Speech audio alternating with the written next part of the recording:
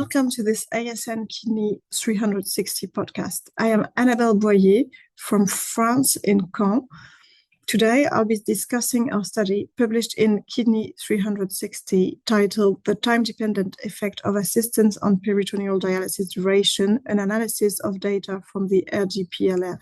What are the aims and methods of the study? Assisted PD is associated with a low risk of transfer to hemodialysis. However, it remains unknown whether the benefit of assisted PD programs appears immediately after PD initiation or rather after some time spent on PD.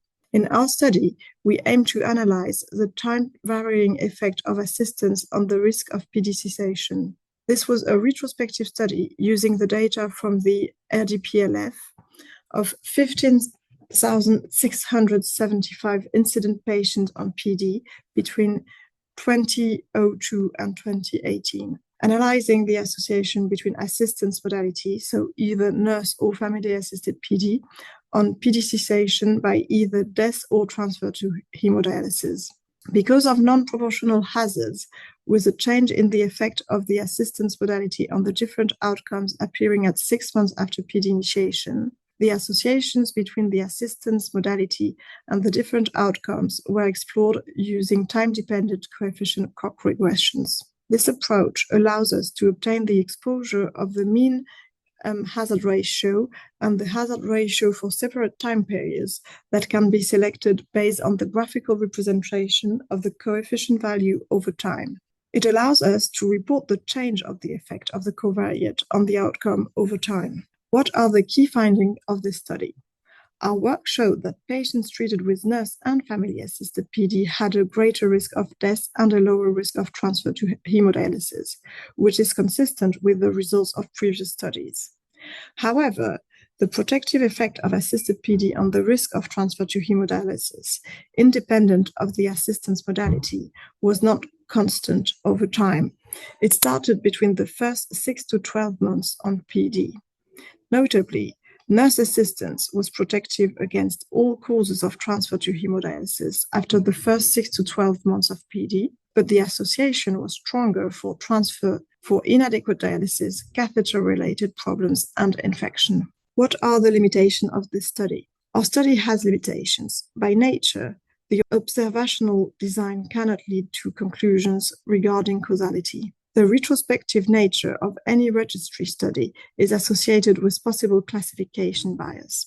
The causes of PD cessation were declarative in the registry, which could have led to declaration bias.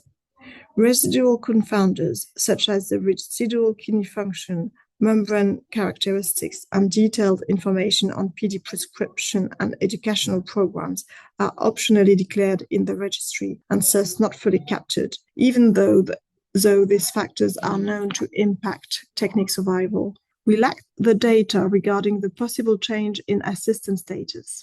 However, our study was conceived with an intention to treat approach, meaning that we decided to analyze the assistance status and not the assistance that was eventually received, nor the possible changes of assistance over time. Also, even though mortality has been shown to be higher in the first months after transfer from PD to hemodialysis, we lack the data of events occurring after transfer to hemodialysis. Finally, the cutoff period at 6 months after PD initiation was arbitrarily defined based on the regression spline. However, our findings appear to be robust in that the numerous sensitivity analyses performed provided similar results. How can the results of this study be used to change clinical provision? We know that short-term assistance is associated with PD uptake.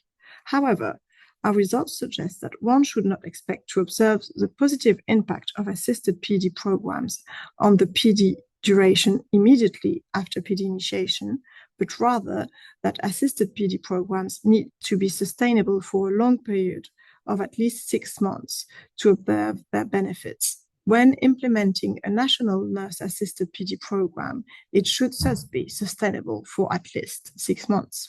Thank you for joining us for this Kidney 360 podcast. This podcast is copyrighted by the American Society of Nephrology. All rights reserved. All content in this podcast is for informational purposes only and is not intended to be medical advice. This podcast should not be used in a medical emergency or for the diagnosis or treatment of any medical condition.